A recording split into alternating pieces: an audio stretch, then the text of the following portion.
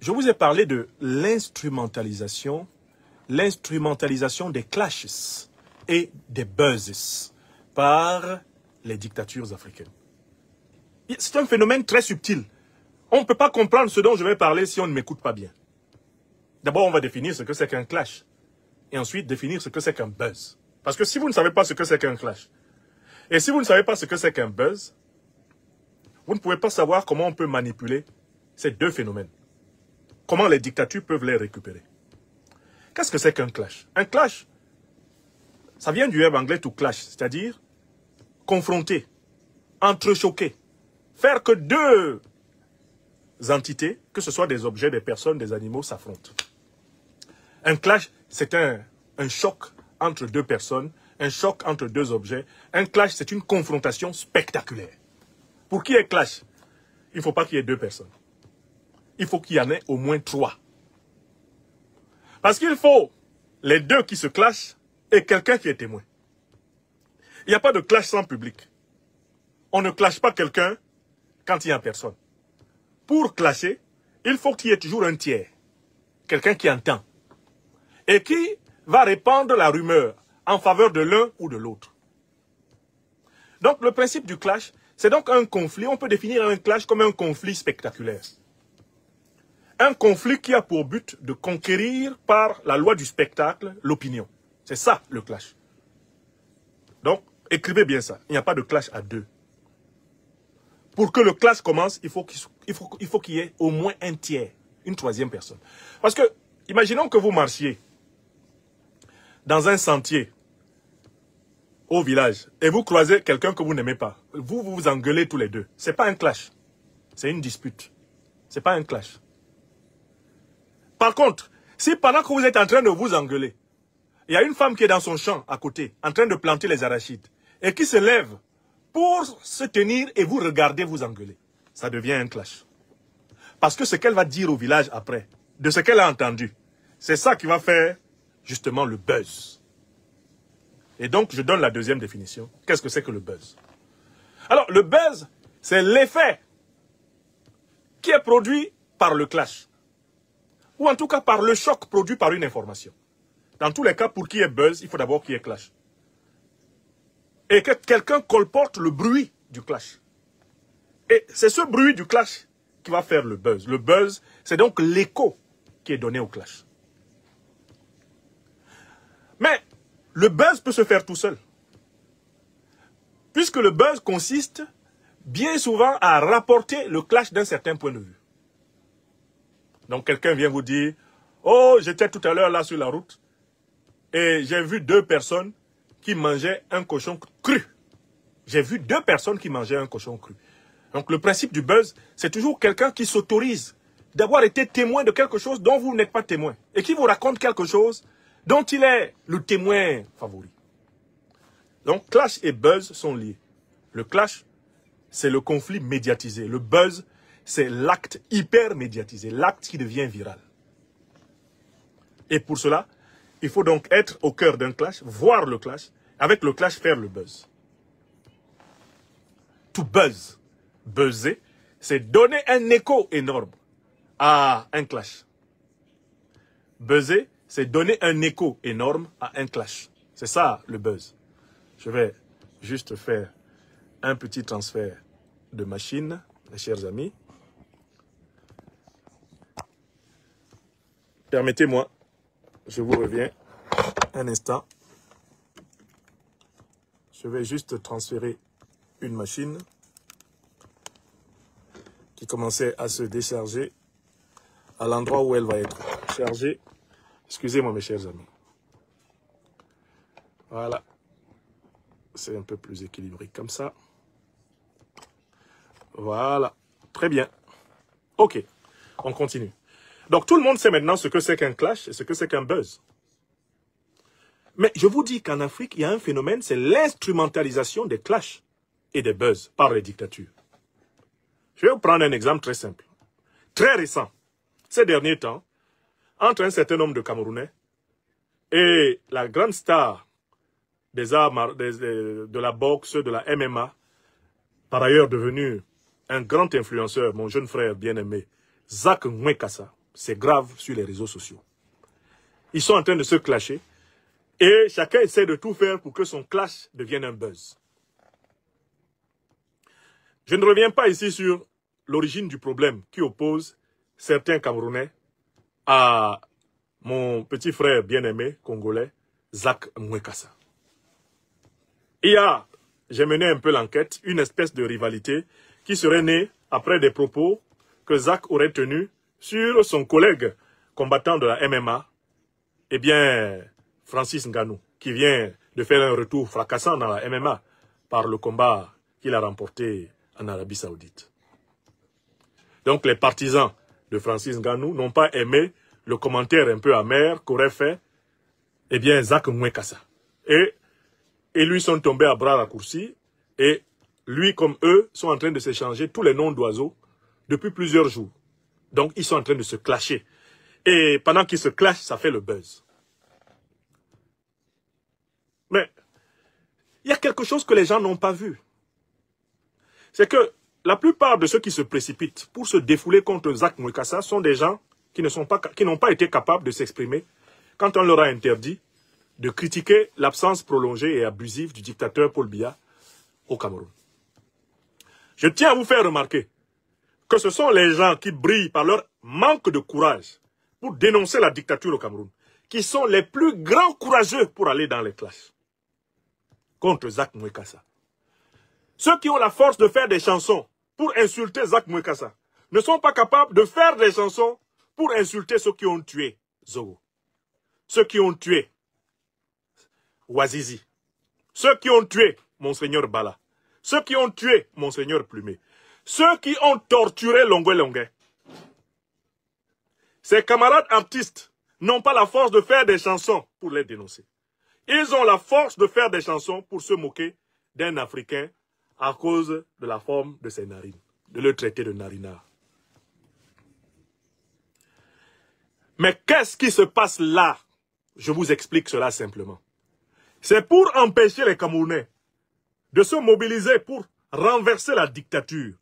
Qu'on prend les Camerounais comme des moutons, on les amène dans les clashs qui font du buzz. Ce qui leur permet d'oublier qu'ils sont les esclaves du plus grand criminel de l'histoire nationale de ce pays, Paul Biya. Le plus grand criminel vivant de l'histoire nationale du Cameroun, Paul Biya. Les Camerounais, pour les empêcher de penser à se libérer de lui, on leur offre des clashs et des buzz. Et les voilà. Et les voilà courageux maintenant pour insulter Zach Mwekassa. Quelqu'un qui torture Longwe Longwe. Rentre au Cameroun, les Camerounais dansent à côté de la rue. Il est vivant, il est vivant, il est vivant. C'est lui qui a fait tuer Zogo. Mettez-vous à la place de la mère de Zogo. Paul Biya est vivant. Paul Biya rentre. La mère de Zogo voit passer le type qui a fait tuer son fils. Après des tortures atroces. C'est ce régime-là qui a tué Monseigneur Bala. Tous ceux qui sont partis dans le clash contre Zach Mwekassa, c'est des gens qui sont inconnus au bataillon. Quand il faut nommer le malheur camerounais, la misère camerounaise, la violence camerounaise, l'absurdité camerounaise, la torture camerounaise, ils ne sont pas dedans. Ils sont dans le clash avec Mwekassa. Quel est l'intérêt de ce clash? Quel est l'intérêt de cette dispute? Quel est l'intérêt de ces insultes gratuites qu'ils s'entre-échangent? Quel est l'intérêt de la transformation des uns et les autres en sous-hommes par des mots qui ne changent rien à la situation, eh bien, massive et collective? L'intérêt, c'est de faire oublier aux gens leurs devoirs citoyens. Au Cameroun, les clashs sont encouragés par le régime parce qu'ils permettent de faire oublier aux Camerounais qu'il doit se débarrasser du régime. Le régime finance les clashs. Le régime finance des artistes qui alimentent les clashs. Le régime finance les réseaux sociaux qui alimentent les clashs. Le régime incite aux clashs parce que les clashs distraient les Camerounais. Et c'est le même mécanisme en Côte d'Ivoire. Si le régime de Ouattara est extrêmement tolérant envers toutes sortes de voyous, comme ce faux pasteur de Makosso, C'est parce que ces individus distraient l'opinion. Ils font que les Ivoiriens, les Camerounais, les Gabonais, les Congolais, ils font que les Africains ne s'occupent pas des vrais problèmes. Tu te lèves le matin. Ton artiste favori, c'est Koffi Olomide. L'autre, son artiste favori, c'est, je ne sais pas, mais je ne sais pas, Tchalamouana même qui est décédé, c'est son artiste favori. Tu passes toute ta journée à répondre à tout le mal qui a été dit sur Tchalamouana. L'autre passe tout son temps à répondre à tout le mal qui a été dit sur Koffi. L'autre est là pour répondre à tout le mal qui a été dit sur JB Mpiana. L'autre est là. Entre-temps, l'armée rwandaise, le M23, progresse dans le Kivu. Entre-temps, Tshisekedi et toute son oligarchie payent l'argent public à Kinshasa. Vous êtes dans les clashs. Ah non, moi je suis pour Fali. Fali c'est le meilleur. Oh, tu as osé critiquer Fali. Tu vas voir avec moi. Mon frère, entre-temps, qu'est-ce qui se passe à Kinshasa? La ville est inondée. Des gens ont perdu leur maison. D'accord? Donc, j'invite les Africaines et les Africains à comprendre que le système des clashs et des buzz est instrumentalisé par les dictatures pour distraire les opinions du problème fondamental de la révolution africaine. Il s'agit du détournement des colères par des voies d'échappement, des soupapes, qui permettent de soulager les consciences sans changer la relation de domination. Oh, moi je suis Ferregola. Non, quoi? Vous avez critiqué Cathy, vous avez osé critiquer Lady Ponce. Hey, vous avez parlé... Regardez comment les Camerounais sont chauds sur des conneries comme ça. Ah, moi, si tu parles de Lady Ponce, tu auras affaire à moi. On a quelqu'un qui a abandonné le pouvoir du peuple camerounais entre les mains d'un clan de voyous, d'État. Ngongo Ferdinand, la femme Biya, le fils Biya, les généraux corrompus. Vous les connaissez tous. On doit s'occuper de les décharger, de confisquer le pays. Non pas de pourchasser un Africain, Zach Mouekwassa, sur les réseaux sociaux. Tous ceux qui veulent chanter quelque chose de bon au Cameroun, qu'ils chantent pour notre libération. Qu'ils chantent pour que ce pays-là fonctionne optimalement pour sa population, pour que la misère du grand nombre cesse. Voilà pourquoi il faut chanter. Longuet a chanté pour cela. C'est pour ça qu'on le torture. On le torture parce qu'il chante, il a chanté des causes justes. Pourtant, pour sauver sa peau, je l'ai souvent entendu chanter, Paul Biya et chanter sa femme. Juste pour qu'on ne le tue pas. Parce qu'au Cameroun, les chanteurs là, tous ceux qui chantent Paul Biya et sa femme, c'est juste pour qu'on ne les tue pas. Ils savent très bien que ces gens-là n'ont pas servi positivement le peuple camerounais. Ils ont desservi le Cameroun. Longuet que vous voyez là, qu'on torture, il a chanté des louanges à Chantal Biya. Chanté des louanges à Paul Biya. Le seul jour qu'il a dit, tout le monde sait que si on prend 2 chaises, et puis on appelle tous les Camerounais en disant, vous n'avez le choix qu'entre 2 personnes. Vous avez Maurice Kamto à droite, vous avez Paul Biya à gauche. D'accord? Choisissez entre les deux. Longuet a dit que les Camerounais, si on met la chaise, on dit que alignez-vous. Le rang qui va s'aligner derrière Kamto sera supérieur à celui qui va s'aligner derrière Paul Biya. Ça, c'est vrai. Et c'est parce que c'est vrai que Paul Biya n'a jamais voulu qu'il y ait une élection véritable au Cameroun. Parce qu'il sait que même si on ramasse un pousseur au marché central, on le met maintenant, on met une chaise, le pousseur s'assoit dessus. On met en face Paul Biya, les gens vont voter le pousseur. Les gens vont d'abord voter le pousseur là. Parce qu'à travers le pousseur là, les gens ont plus d'espoir de récupérer quelque chose de leur pays qu'à travers Paul Biya. Paul Biya ne peut battre aucun Camerounais opposé à lui aux élections. Il ne peut pas. Si c'était ça le principe, les Camerounais se précipiteraient pour voter, même pour un de nos frères qui pousse, le pouce-pouce. Les Camerounais en sont à ça. Ils sont prêts même à voter pour un pousseur. Si on nous dit, vous avez le choix entre un pousseur et Paul Biya, on vote le pousseur. Parce que le pousseur, lui au moins, il est honnête, il pousse, on le paye pour. Alors que Paul Biya est malhonnête. On le paye et il nous vole. Oui, j'ai plus de respect pour un pousseur de mon pays. Les gars qui poussent le pouce-pouce, on les appelle en Côte d'Ivoire les, comment on les appelle, les Wotro-Tigui. Je respecte plus un pousseur du Cameroun que Paul Biya. Parce que Paul Biya vit au détriment du peuple camerounais. Alors que le pousseur, c'est à la force de ses poings que le monsieur mange à la fin de la journée ou à midi. Vous mettez... Moi, c'est-à-dire que vous mettez Paul Biya candidat. Vous mettez un pousseur candidat. Vous me dites, toi, tu ne peux pas être candidat. Maurice Kamto ne peut pas être candidat. Personne ne peut être candidat. Un pousseur face à Paul Biya. Tu votes qui? Je vote le pousseur. Et je vous dis que la majorité des Camerounais sont prêts à voter pour un pousseur. Il y a espoir derrière un pousseur. Parce que lui, au moins, il pousse son voix. Alors que Paul Biya, lui, tout le temps, il retarde le pays. Le pays ne fait que s'effondrer. C'est ce qu'on voit. Voilà. Même un pousseur le bat aux élections. Longuet a dit une évidence. Dans tous les quartiers du Cameroun, même en pays Betty Boulou, on sait que Paul Biya ne peut pas battre un Camerounais aux élections. On sait ça. Si Titi Sezoa, en 1997, s'est levé pour être candidat, c'est parce qu'il savait qu'il peut battre Paul Biya. Que les Camerounais n'aiment pas ce type. Les Camerounais le subissent. C'est différent. Puisqu'ils ne nous aiment pas, ils n'aiment pas les Camerounais. C'est un étranger au Cameroun. Il se comporte en étranger au Cameroun. Les problèmes des Camerounais ne sont pas ses problèmes. Son problème à lui, c'est conserver le pouvoir. Ne dure pas au pouvoir. Qui veut, mais qui peut. La manipulation. Par conséquent, des clashs et des buzz, nous devons nous tenir à distance de ces histoires de clash et de buzz. Bien sûr que vous pouvez tenir des propos qui sont récupérés et utilisés sous forme de clash et de buzz. Là, vous n'êtes pas responsable. Mais cette tendance que les Africains ont maintenant de courir après tous les clashs et tous les buzz, en réalité, c'est une manière de se faire instrumentaliser par les dictateurs. Se faire distraire. Dans le clash et le buzz, en fait, c'est exactement comme si tu te transformais en une balle de ping-pong. Et les dictateurs ont les raquettes et ils ont la table. Et puis, ils jouent avec toi. Dès qu'il y a un problème en Côte d'Ivoire, on encourage les clashs et les buzz. Les Ivoiriens partent dedans.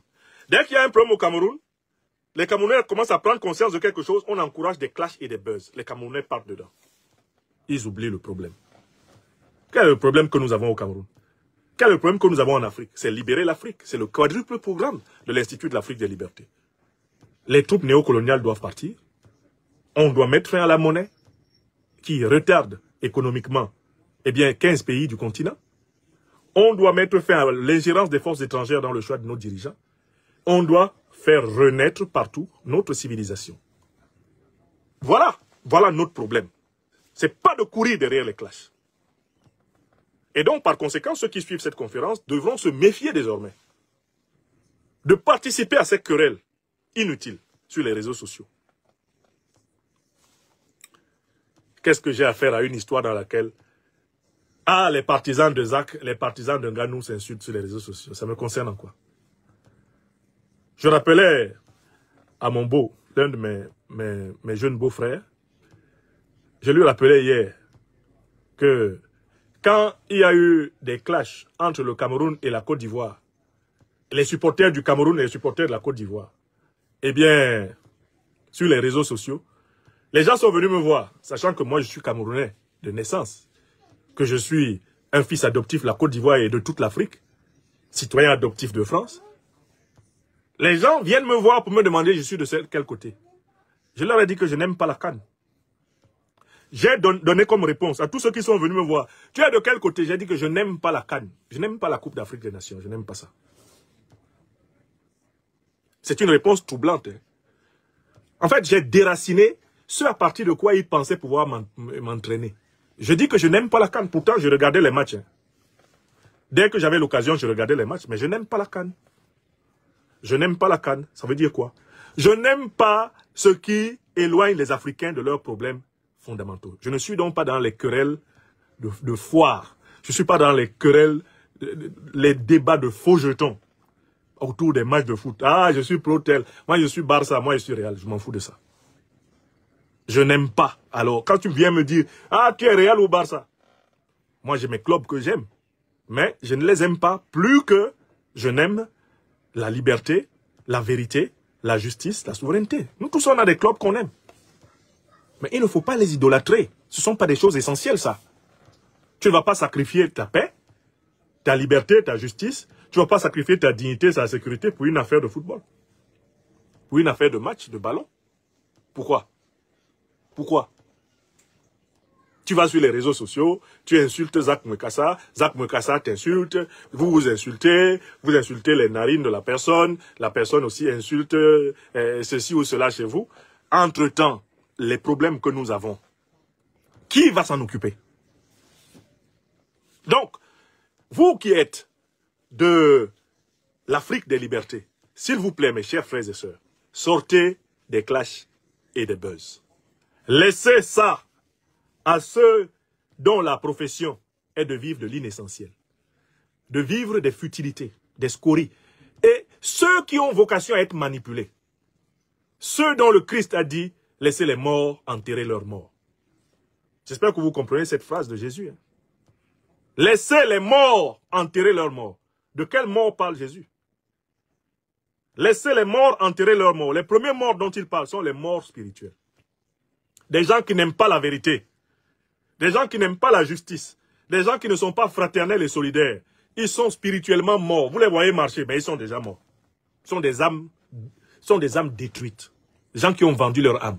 D'accord? C'est de cette mort-là que Jésus parle. Quand il dit « laissez les morts enterrer leurs morts », les premiers morts dont il parle, ce sont ceux qui, précisément, ont perdu l'essentiel de la valeur de la vie. Laissez-les donc enterrer leurs morts. C'est-à-dire, laissez-les s'occuper de ceux qui sont en état de mort spirituelle comme eux. Voilà la phrase de Jésus. Voilà la profondeur de la phrase. De l'énigme. Laissez les morts enterrer leurs morts. Donc, laissez les clasheurs chercher leur buzz. Laissez-les. C'est leur vie qui est comme ça. Comme on dit chez nous à Abidjan, c'est l'heure comme ça qui est là. Il ne faut pas être dans l'heure comme ça. Ne reproduisez pas ces conneries sur nos pages Facebook, YouTube. Ne reproduisez pas ça du tout. Les histoires de narines, les histoires de fesses, les histoires de j'ai une belle voiture. Tu as vu ma maison? Ne reproduisons pas ça. Cela ne ressemble pas à des gens qui ont reçu une éducation morale, une éducation spirituelle, une éducation citoyenne. Ils ne participent pas à des débats de cette nature. Car ces débats portent sur l'écume des siècles. Nous devons nous intéresser à l'essentiel. Une fois que l'essentiel est assuré, nous occuper de vivre. Donc, attention. Les dictatures instrumentalisent les clashs et les buzz pour distraire les peuples de leur lutte fondamentale. Quand vous commencerez à vous laisser tenter d'aller dans un clash ou dans un buzz, sachez que vous êtes en train d'oublier quelque chose d'essentiel. Quelqu'un joue avec votre âme comme le diable joue au ballon avec l'âme de ses victimes. Quelqu'un joue avec votre âme comme le diable joue au ballon avec l'âme de ses victimes. Veuillez tout simplement vous abonner et activer la cloche de notification pour ne rien rater. Retrouvez KDW Africa sur YouTube, Facebook, TikTok.